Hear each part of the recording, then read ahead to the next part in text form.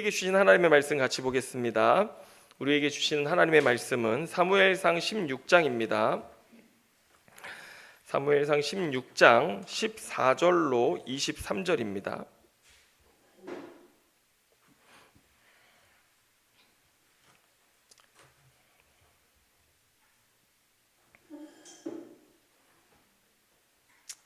사무엘상 16장 14절로 23절의 말씀 우리 같이 보도록 하겠습니다. 자, 우리 화면으로도 준비가 되어 있습니다. 자, 우리 같이 한 절씩 교독하도록 하겠습니다. 자, 제가 먼저 읽습니다. 여호와의 영이 사울에게서 떠나고 여호와께서 부리시는 악령이 그를 번뇌하게 한지라.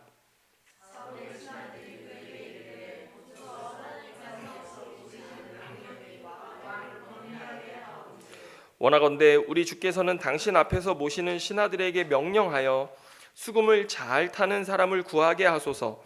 하나님께서 부리시는 악령이 왕에게 이를 때에 그가 손으로 타면 왕이 나으시리이다 하는지라.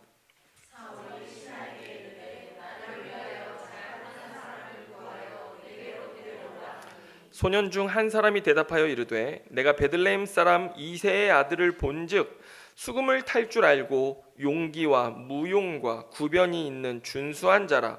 여호와께서 그와 함께 계시더이다 하더라.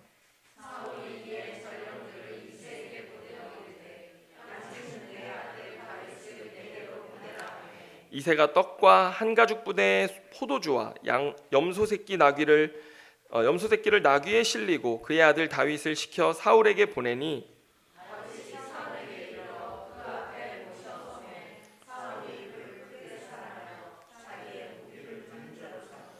또 사울이 이새에게 사람을 보내어 이르되 원하건대 다윗을 내 앞에 모셔 서게 하라. 그가 내게 은총을 얻었느니라 하니라. 같이 읽습니다.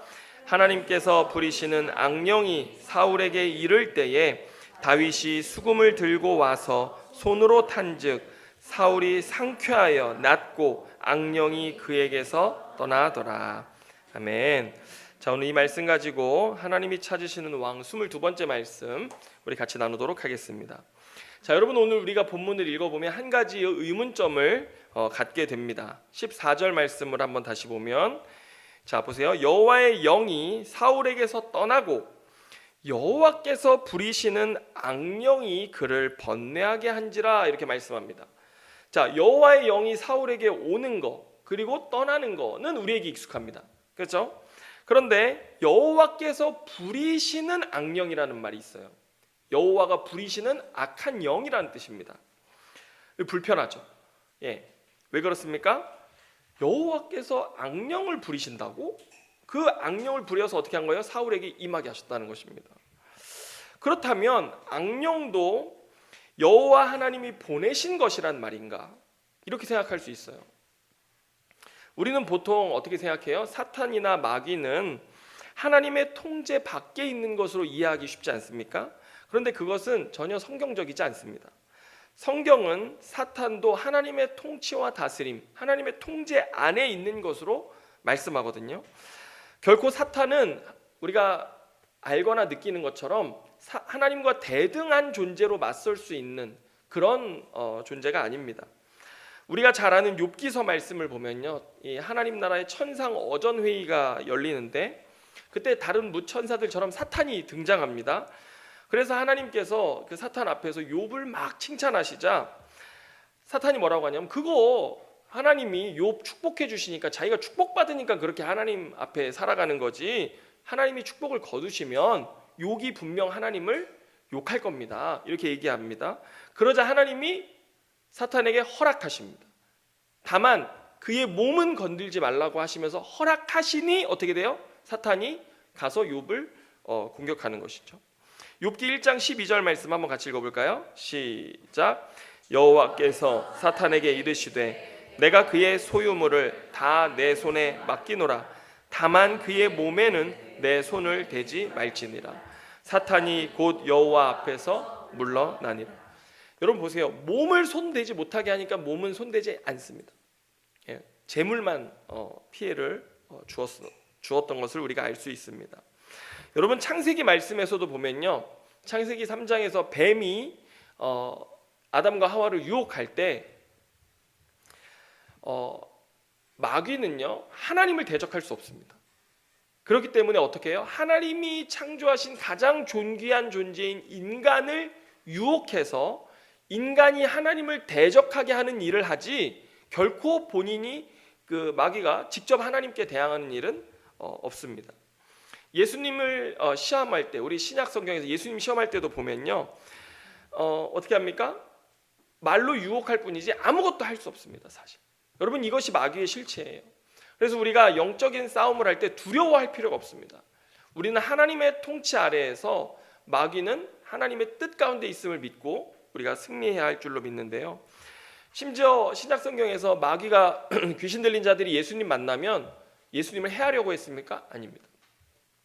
예수님이 어떤 분이신지 고백하고 오히려 영광을 돌릴 뿐, 예수님은 그런 영광을 받지 않으시겠다라고 말씀하셨죠.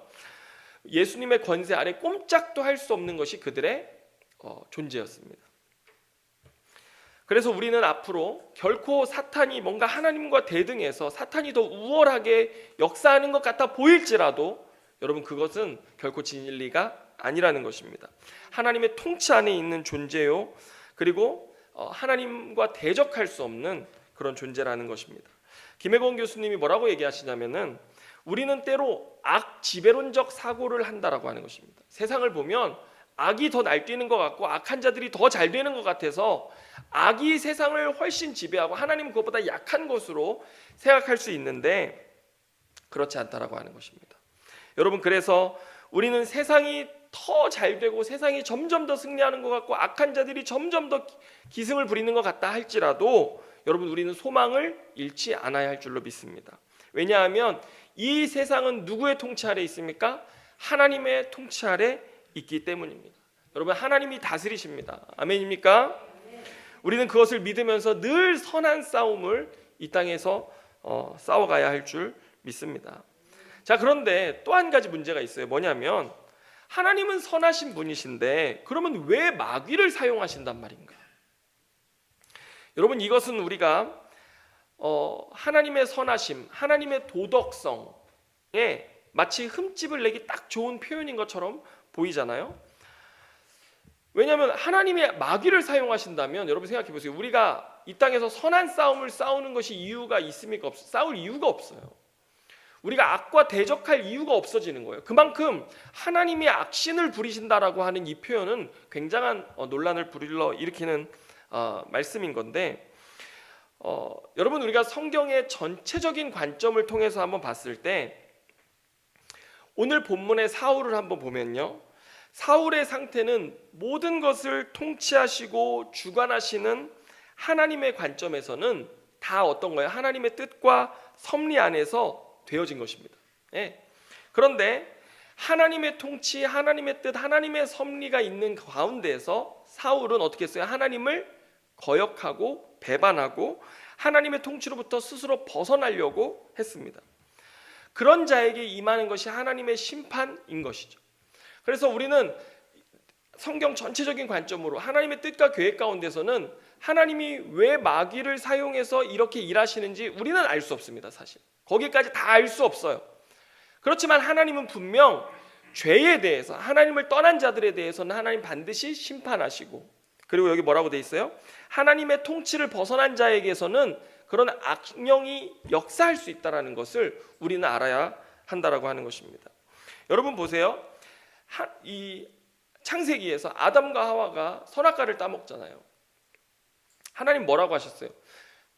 이미 그들이 따먹기 전에 하나님은 아담과 하와가 따먹을 줄 아셨을까요? 모르셨을까요? 아셨죠. 하나님 아담과 하와가 선악과를 따먹을 거라고 이미 아셨을 것입니다. 하나님 모르는 것이 없는 전지전능하신 하나님이시잖아요. 그래서 우리가 전도의 현장에 나가보면 그런 사람들이 많아요. 하나님은, 꼭 기독교에 반감을 가진 사람들은 늘 이 질문만 저한테 해요. 전도하면은, 하나님은 인간이 그렇게 연약해서 따먹을 줄 알면서 왜 그 선악과를 만들었냐? 이렇게 물어봐요. 하나님 선하시고 하나님 좋은 하나님이라면 왜 그 선악과를 일부러 만들어서 인간이 죄에 빠지도록 내버려뒀냐라고 이야기하는 것이죠. 여러분, 그런데 우리가 알아야 될 게 있습니다.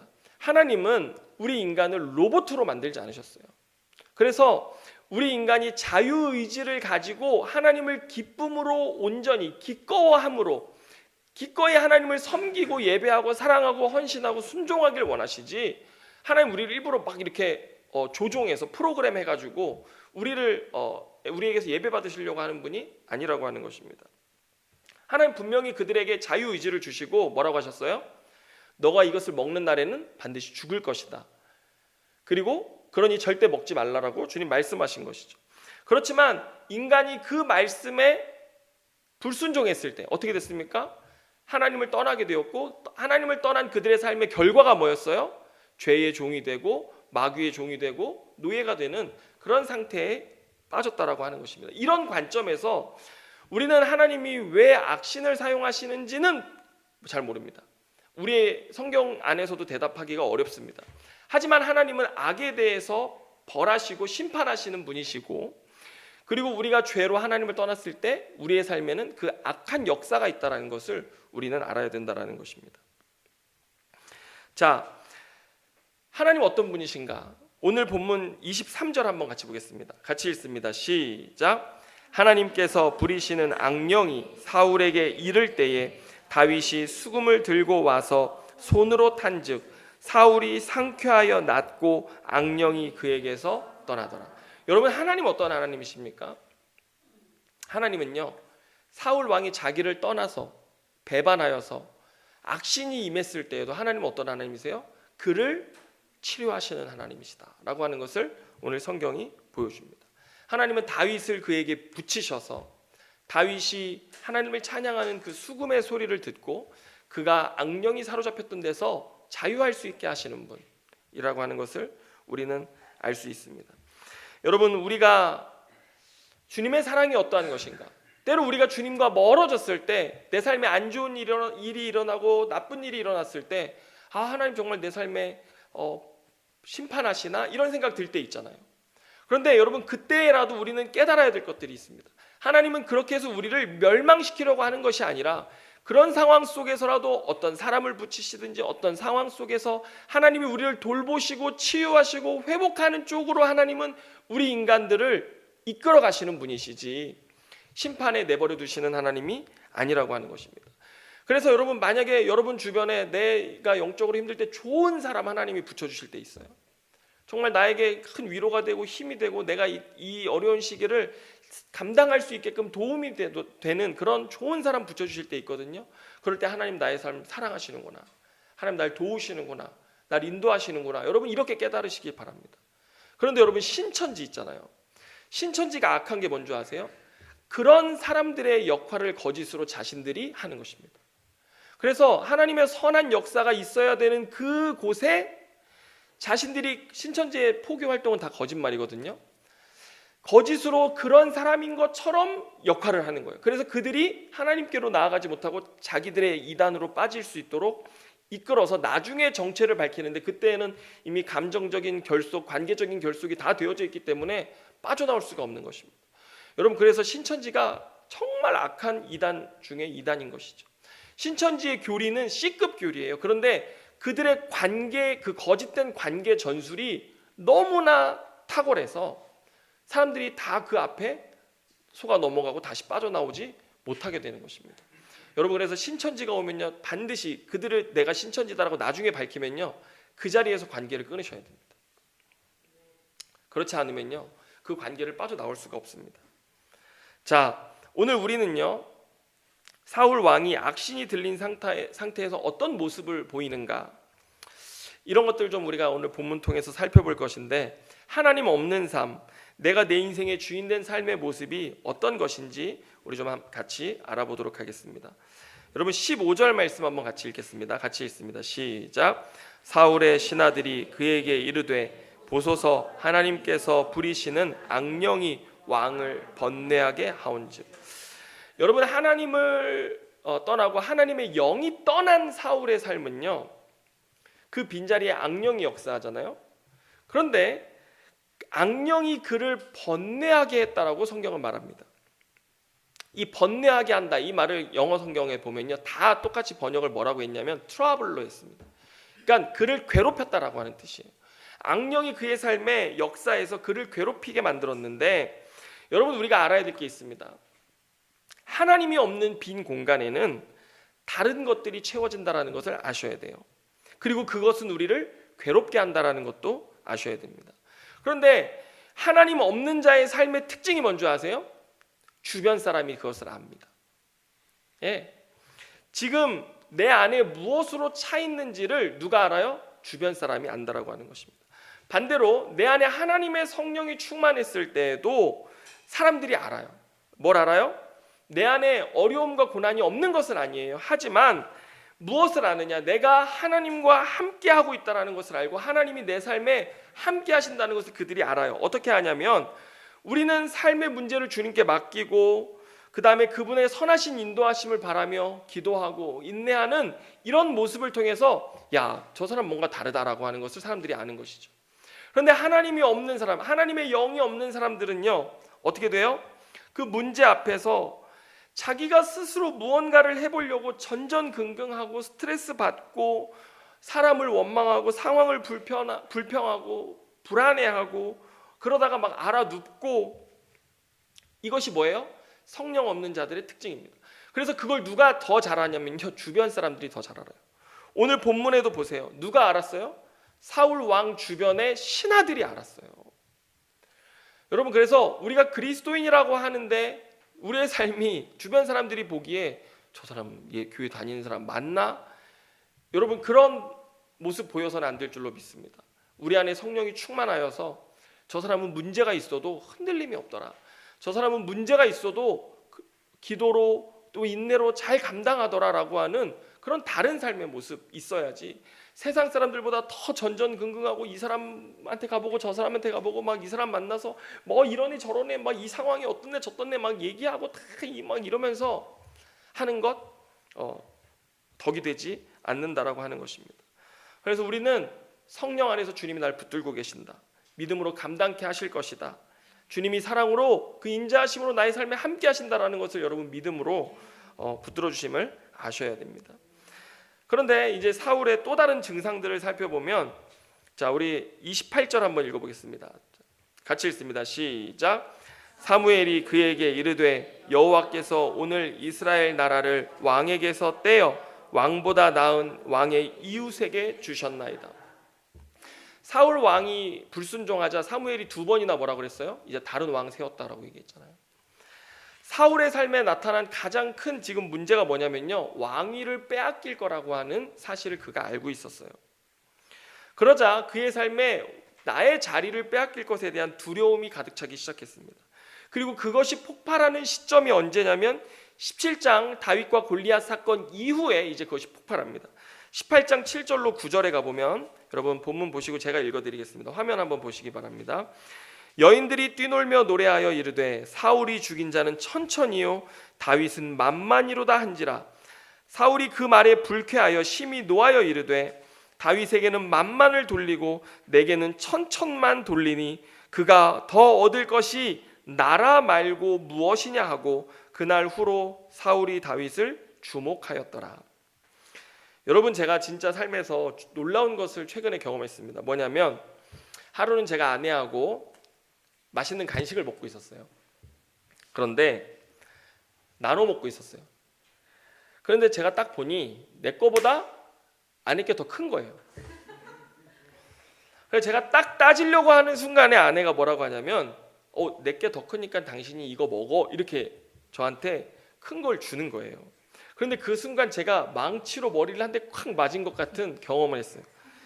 하나님이 깨달음을 주시는데 그게 뭐냐면, 여러분 우리가 시기 질투하면요 누구 게 더 커 보여요?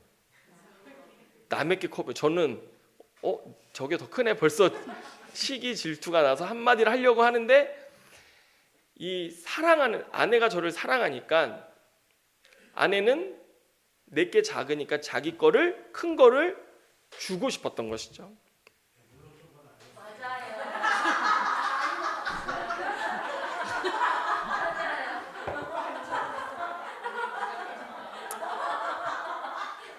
여러분 그게 아니고요. 사랑하면요 내 떡이 더 큰 건 맞아요. 그런데 내 큰 떡을 다른 사람에게 주고 싶은 거예요. 이게 사랑 있는 사람의 마음이더라고요. 항상 우리 시기 질투하는 입장에서 남에게 더 커 보인다라고만 했잖아요. 내 안에 사랑이 있으면 내 거 더 크고 좋은 걸 남에게 주고 싶은 거예요. 아이고, 설교가 참 쉽지 않네요 오늘. 여러분, 좀 전에 읽은 말씀에서 사울 왕은 지금 누구께 더 커 보인 거예요? 다윗께 더 커 보인 거예요. 다윗을 향한 칭찬이 더 커 보인 거예요. 그래서 여기 보면 그를 주목했다 이렇게 말하잖아요. 이게 무슨 말이냐면 그를 이제부터는 정치적인 적으로 자신의 자리를 위협하는 존재로 여기기 시작했다라고 하는 말입니다. 그런데 반대로 이 다윗과 골리앗 사건 이후에 요나단의 반응을 보면요, 또 달라요. 18장 3절로 4절의 말씀 같이 읽겠습니다. 시작. 요나단은 다윗을 자기 생명같이 사랑하여 더불어 언약을 맺었으며 요나단이 자기가 입었던 겉옷을 벗어 다윗에게 주었고 자기의 군복과 칼과 활과 띠도 그리하였더라. 아멘. 여러분, 요나단은요, 믿음의 사람 다윗이 골리앗을 물리치는 것을 보고, 여러분, 믿음 있는 사람들은요 이게 통합니다. 그래서 그를 너무 사랑하게 되는 거예요. 그래서 함께 지켜주기로 서로 언약을 맺는데, 이 언약이 무슨 언약이냐면 요나단은 이미 다윗을 하나님이 기름 부어 왕으로 세울 것을 알았어요. 그래서 그 언약이 뭐냐면 내가 왕이 되든 너가 왕이 되든 우리는 그때 서로를 해하지 말고 서로를 지켜주고 보호해주는 관계가 되자라고 서로 언약을 맺은 것입니다. 언약만 맺었습니까? 자기가 입고 있었던 왕자의 군복과 칼과 활과 띠까지도 벗어서 다 준 거예요. 왕자만의 자신의 지위와 특권까지도, 앞으로 왕이 누가 될지 모르지만 너가 왕이 된다 할지라도 나는 기쁨으로 너가 왕이 되는 것을 인정하겠다라고 하면서 다윗을 사랑해 주는 거예요. 여러분, 사랑하니까요 내가 가지고 있는 크고 좋은 것을 주잖아요. 그런데 오늘 사울 왕은요 자기의 삶의 모든 것을 허락하신 분 누구셨어요? 하나님이셨죠. 하나님이 기름 부으시고 하나님의 영으로 충만케 하시고 왕으로 세우셔서 모든 것 하나님이 주신 거잖아요. 그런데 이제 내 안에 기름 부음이 없고 내 안에 하나님의 영이 없어지니까 어떻게 하기 시작한 거예요? 자신의 삶의 문제로 괴로워하기 시작하고, 이제는 내 것마저 누가 빼앗아 갈까 봐 시기하고 질투하고 적대시하고 그를 죽이려고 하고 불안해하는 모습을 여지없이 우리에게 보여주는 것입니다. 여러분, 현대를 살아가는 사람들의 문제가, 또는 오늘 우리가 살아가는 모습이 이 사울의 모습과 너무나 비슷하지 않습니까? 여러분, 중산층의 정의를 아십니까? 제가 화면으로 준비했어요. 자, 한번 보세요. 사회 심리학자인 허태균 교수가 한 강연입니다. 한국은 중산층의 기준이 이것입니다. 부채가 없는 30평 아파트, 월급 월 500 이상, 그 다음에 2000cc급 중형차를 타고 잔고가 1억 원 이상이 있어야 하고 연 1회 이상 해외여행을 가는 사람이 우리나라의 중산층이라고 합니다.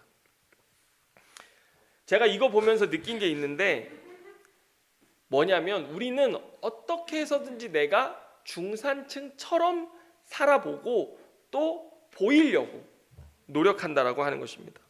그래서 어떻게 해요? 빚을 내서 아파트를 사고 대출 받아서 중형차를 끌고 연 1회 이상 무리를 해서라도 우리는 어떻게 해요? 여행을 가려고 합니다. 그리고 갔다 오면 또 자랑하고. 그런데 여러분, 막상 우리들의 삶의 이 기준에 보면요, 중산층이 많습니까? 적습니까? 많지 않아요. 적어요. 그런데 우리는 이게 없어서 불안해하고 스트레스 받고 이 기준에 부합하지 않는 자신의 모습 때문에 또 남편이 얼마를 벌어오네 이거 가지고 남의 집과 비교하면서 막 괴로워하고, 나중에 여러분 노년에 가서 이 기준에 다다르지 못하면요 노후 때문에 불안해하고 힘들어하는 것이 우리들의 현실적인 모습인 것입니다. 뭔가 우리들의 삶의 이유와 목적, 목표가 딱 되어버린 거예요. 중산층이라고 하는 것이. 그런데 이 허태균 교수가 프랑스 중산층의 기준을 비교해 줬습니다. 프랑스는 중산층은 어떤 사람들이냐? 자, 1개 이상의 외국어를 할 줄 알아야 되고 직접 즐기는 스포츠가 한 개 이상 있어야 되고, 그 다음에 한 개 이상의 악기를 불 줄 알아야 되고, 그 다음에 남이 모르는 자신만의 색다른 요리법을 보유하고 있어야 되고, 사회적인 분노에 공감하는 마음을 가지고 있어야 되고, 약자를 돕는 봉사활동을 하는 사람이 중산층이라는 기준을 갖고 있다는 거예요. 완전 다르죠, 우리나라하고. 여러분 다음 페이지 보면요, 미국과 영국의 기준도 있는데 크게 다르지 않습니다. 여러분, 우리들의 삶에 대해서 무엇을 말하고 있는 것입니까?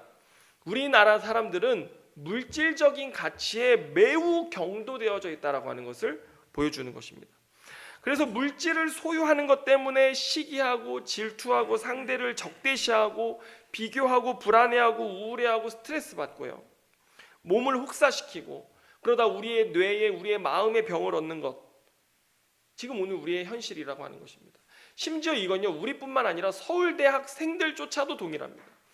서울대 의대에 들어가지 못하면 서울대 자연과학대 공대에 들어가도 다 무의미한 거예요. 그래서 70% 이상이 다 반수 재수를 해서 다시 서울대 의대에 들어가려고 노력하고 있는 것이 우리나라의 현실이라고 이야기하면서, 자아도 없고 개성도 없고 정체성도 없는 게 한국의 현실이다, 뭐 이런 비판들을 하는 것을 우리가 보게 되어집니다. 여러분, 우리는 모든 것이 하나님으로부터 온다는 사실을 알아야 합니다. 사울 왕의 그 높은 왕으로서의 삶의 자리조차도 누가 준 것입니까? 하나님이 주신 것입니다. 하나님이 은혜로 기름 부어 세우신 것이에요. 하나님은 아무것도 아닌 연약한 우리를 높여주시고 불러주셔서 하나님이 주시는 온갖 좋은 것들 누리게 하시는데, 이 모든 것들 하나님으로부터 온 거지 않습니까? 이것이 성령의 기름 부음 받은 자의 축복입니다. 그런데 어느덧 내 삶에 내가 주인이 되고 내가 왕이 되고 나면 하나님의 뜻에 불순종하기 시작하면서, 여러분, 우리의 삶에 어떻게 돼요? 내가 가진 것, 내게 있는 것, 또는 내가 못 가진 것 때문에 전전긍긍하고 스트레스 받고 우울해하고 불안해하고 두려워하는 것이 우리들의 삶의 모습이라고 하는 것입니다. 신약 성경은 이런 삶의 모습을 이렇게 표현합니다. 에베소서 4장 30절, 데살로니가전서 5장 19절 말씀 우리 같이 보겠는데, 한번 에베소서 4장 30절 읽어봅시다. 시작. 하나님의 성령을 근심하게 하지 말라. 그 안에서 너희가 구원의 날까지 인치심을 받았느니라. 또 데살로니가전서 5장 19절 같이 읽습니다. 시작. 성령을 소멸하지 말며. 여러분, 성령을 근심케 한다, 성령을 소멸한다, 이거 동의어입니다. 같은 동의어예요. 근데 성령을 소멸한다, 이건 뭐냐면요, 촛불을 팍 꺼버리는 겁니다. 우리 안에 성령의 불이 있는데 그것을 꺼버리는 행동 한다라고 하는 것이죠. 여러분, 우리 안에 하나님의 성령으로 성령의 불이 타오르고, 또 성령을 기쁘시게 하는 삶, 근심케 하는 삶이 아니라 기쁘시게 하는 삶을 살아갈 때, 성령이 내 삶에 충만할 때는요, 모든 하나님의 은혜를 우리가 누리면서 살 수 있어요. 그런데 내 안에 성령이 소멸되기 시작할 때 우리들의 삶의 증상이 뭐예요? 두려워하고 걱정하고 염려하고 근심하고 적대시하고 시기하고 질투하고 열등감과 교만함과 여러 가지 이런 문제들이 나타나고, 그걸 누가 안다고요? 주변에 있는 사람들이 아는 거예요. 자, 18장 10절로 11절 말씀 계속 봅니다. 읽겠습니다. 시작. 그 이튿날 하나님께서 부리시는 악령이 사울에게 힘있게 내림에 그가 집 안에서 정신없이 떠들어대므로 다윗이 평일과 같이 손으로 수금을 타는데, 그때 사울의 손에 창이 있는지라. 11절. 그가 스스로 이르기를 내가 다윗을 벽에 박으리라 하고 사울이 그 창을 던졌으나 다윗이 그의 앞에서 2번 피하였더라. 여러분, 이 공동번역 성경에 보면요, 본문 10절에 정신없이 떠들어댔다, 이거를 뭐라고 번역했냐면 발작을 일으켰다. 또 새번역 성경에는요, 미친 듯한 헛소리를 질렀다, 뭐 이렇게 말하고 있거든요. 이게 귀신이 역사한 영적인 모습일 수도 있지만 또 정신적인 문제일 수도 있는 것입니다. 여러분, 부흥 강사들이 요즘 뭐라고 하시냐면, 옛날에는 귀신을 그렇게 많이 쫓아냈는데 요즘은 귀신이 다 어디 갔나 모르겠대요. 요즘은 다 어디 갔어요? 마음의 상처로, 우리 안에 몸과 뇌를 병들게 하는 그런 걸로 다 숨어 들어간 거예요. 그래서 요즘은 귀신 쫓아내는 일이 드물다고 하는 거예요. 오히려 목회자들이 어떤 신유의 역사가 일어나냐면 우울증을 고치고 공황장애를 고치고 하는 그런 능력이 도리어 나타나고 있어요. 자, 아무튼 우리가 18장을 보면요, 성령이 떠나고 악신의 지배를 받은 사울의 삶에는요, 그 사울의 모습을 나타내는 동사들이 쭉 나타나는데, 자 8절에 보면요, 제가 읽어드립니다. 8절에는 뭐라고 되어 있냐면, 성경 한번 보세요. 심히 노하였다. 내 삶에 하나님이 없으니까 내 삶에 뭐가 많아져요? 분노와 화가 많아지는 것이죠. 그리고 방금 읽은 10절에 보면 정신없이 떠들어댔다. 이거 뭐예요? 어떻게 보면 우리가 이 사람 저 사람 만나가지고 뭐 이야기하고 원망하고 불평하고 뭐 시기하고 막 사람하고 얘기하잖아요. 정신없이 떠들어대는 것이죠, 우리도. 그리고 11절에 보면 창을 던졌다. 이거 뭐예요? 폭력적인 행동이 우리에게서 나타납니다. 그리고 12절에 보면요, 두려워한다. 13절에도 다윗을 내어 쫓았다. 이거 뭐냐면요, 다윗을 내어 쫓는 게 뭐냐면 의도적으로 계획적으로 사람을 죽이려고 하였다라는 뜻입니다.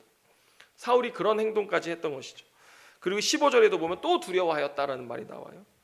분노, 끊임없는 말, 폭력성, 두려움의 감정들이 우리들의 삶의 증상이라고 하는 것입니다. 오늘 저와 여러분의 삶은 어떻습니까?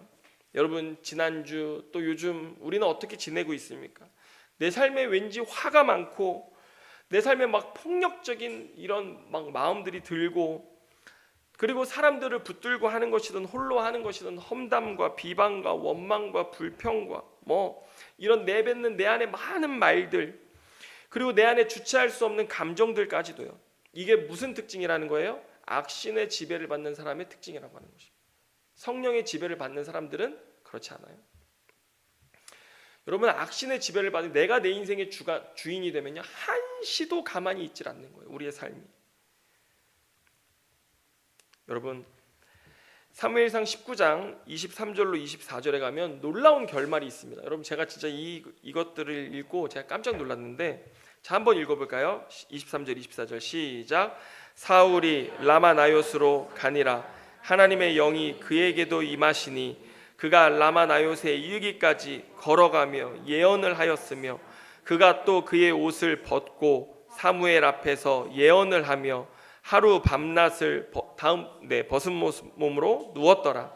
그러므로 속담에 이르기를 사울도 선지자 중에 있느냐 하니라. 또 꺼졌나요?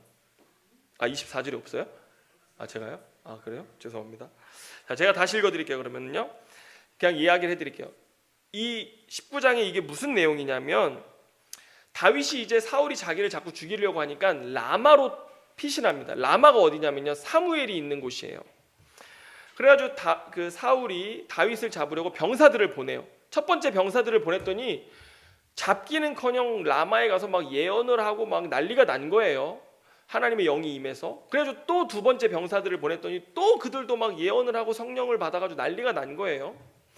그래서 사울이 이제는 안 되겠다, 내가 잡으러 가겠다 해서 직접 갔는데, 라마에 그가 당도했을 때 어떤 일이 일어났냐면, 그를 떠났던 성령이 다시 그에게 잠시 들어옵니다. 성령이 그에게 임했어요. 그리고 예언을 하기 시작하는데, 여러분, 여기서 이 예언을 하기 시작했다, 이 말이 똑같은 표현이 어디에 나오냐면, 앞서 우리가 18장 10절에서 그가 정신없이 떠들어댔다라고 하는 말, 영어 성경에 보면요, prophesy,라고 이렇게 예언했다라고 돼 있어요. 근데 오늘 이 본문의 이 말도 예언했다, 똑같은 단어예요. 여러분, 되게 웃기죠? 성령이 있을 때 짓거리는 거는 헛소리예요. 그런데 성령이 있을 때 말하는 건 뭐예요? 예언이에요. 성경이 놀라운 것을 우리에게 가르쳐주는 것입니다. 우리 안에 성령이 충만해서 하는 말은 예언이에요. 그런데 우리 안에 성령 없이 우리가 막 해대는 말들은 다 뭐예요? 정신없이 떠들어대는 것이에요. 오늘 저와 여러분 모두가 예언할 수 있기를 바랍니다. 그런데 어떤 내용인지는 모르겠어요. 성경에 그 예언이 뭔지는 모르겠어요. 그런데 그의 삶에 어떤 일이 나타났냐면, 24절에 보면 그가 자기의 옷을 벗었다라고 이야기합니다. 여러분, 성경을 보세요. 여기 화면에 없으면 보세요. 왕복 스스로 안 벗으려고, 이 왕복 안 벗으려고 그렇게 움켜쥐고 살던 게 뭐예요? 이 왕복이잖아요. 그런데 성령이 그의 삶에 임하자 사울이 제일 먼저 한 게 뭐예요? 왕복을 벗어버렸어요. 엄청난 변화가 일어난 것입니다. 내 삶, 내가 붙들고 내 힘으로, 내 능력으로 내가 어떻게 해보려고 안 되면 원망하고 불평하고 살아가던 내 삶의 옷을 사울이 그제서야 벗어버리고 우리도 벗어버릴 수 있게 된다는 것을 알려주는 것입니다. 이게 성령 충만한 우리의 본래의 모습, 참 모습이라고 하는 것입니다. 주님이 우리를 왕으로 쓰시든 종으로 쓰시든 우리는 뭘 입어야 돼요? 왕복이요 종복이 문제가 아니라 하나님이 주시는 성령의 옷을 입느냐가 중요한 거지. 내가 돈이 많든 돈이 적든 내가 출세하든 못하든 여러분 진정한 모습은 우리가 벌거벗고 성령으로 충만한 우리의 모습이야말로 하나님이 우리에게 원하시는 참된 모습이라고 하는 것입니다. 여러분 그뿐 아닙니다. 그렇게 다윗을 죽이려고 창을 던지고 병사를 보내고 뭐 했던 온갖 일을 하던 사울 왕이 어떤 일이 일어난 줄 아십니까? 성령이 임하자 잤습니다. 아무것도 하지 않고 누워 잤습니다. 자기 자리 지키려고 쉴 새 없이 온갖 다윗을 죽이려는 생각과 마음과 의도와 계획을 짜서 그것을 실행하고 막 확인하고 거기 온갖 그 일에 바빠서 무던히 자기 자리를 지키려고 움직이던 그 사울이요 쓰러져 잤어요. 여러분 성령이 충만한 사람의 삶의 모습에는요 이것이 나타나는 거예요. 내가 행동하지 않습니다. 내가 움직이지 않습니다. 그냥 하나님이 주시는 평안 안에 자는 거예요. 그래서 제가 여러분들에게 오늘 선물 하나 드리려고 하는데 시편 3편 5절에 보면 이런 말씀이 있습니다. 다윗의 고백이에요. 내가 여기 화면 있습니다. 한번 보여주세요. 자 같이 읽습니다. 시작. 내가 누워 자고 깨었으니 여호와께서 나를 붙드심이로다. 여러분 숙면은 어떻게 하는 줄 아십니까? 주님이 나를 붙들고 계셔야 숙면할 수 있어요. 성령이 내 안에 충만하지 않고 세상의 온갖 것들이 내 안에 차 있으면 잠을 못 자요. 잠을 못 자면요 사람이 티가 납니다. 잠을 못 자고 성령이 충만하지 않은 사람은 주변 사람들이 다 알아요. 여러분 성령 충만만이 우리를 참으로 자유케 하고 우리의 삶에 참된 안식을 주고 진정한 평안과 심지어 깊은 잠까지도 우리에게 주시는 것입니다. 여러분 무던히 애쓰던 삶, 내가 어떻게 해보려고 애쓰던 삶 이제 주님 앞에 내려놓고 성령님 내 안에 기름 부어 주옵소서, 충만케 하여 주시옵소서. 그럴 때 참된 자유와 평강이 우리에게 넘칠 줄로 믿습니다. 우리 그분께 나아가시기를 바라겠습니다. 기도하겠습니다. 하나님 아버지 감사합니다.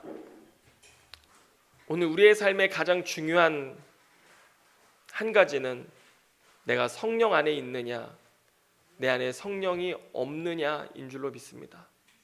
주여 내 안에 성령이 없어서 나타나는 그 삶의 모습들, 그 추한 모습들, 그 부끄러운 모습들 주님 앞에 오늘 다 내려놓고 이 시간 우리를 사랑하셔서 우리를 인도하시고 우리를 치유하시고 회복하시는 주님의 그 성령 내가 구하오니 주여 내 안에 오시옵소서, 임하여 주시옵소서. 잠잘 때도 평안하게 하시고 인생을 살아갈 때 내가 어찌하려고 애쓰지 않게 하시고 하나님이 이끄시는 대로 하나님이 주시는 대로 감사하고 찬양하며 주님을 따라가는 또 주님의 뜻을 이루어 드리는 삶이 되게 하여 주시옵소서. 내가 높으나 내가 낮으나 내가 부하나 내가 천하나 그 어떤 것보다 내 안에 성령 하나님이 함께 계시냐 안 계시냐 이것이 너무나 중요한 것이기에 오늘 주님을 구합니다. 세상 다른 어떤 것보다 주님을 구합니다. 주여 우리 안에 오셔서 우리를 다스려 주옵소서. 모든 것 주님께 감사와 찬양과 영광을 올려드리며 예수님의 이름으로 기도드립니다. 아멘.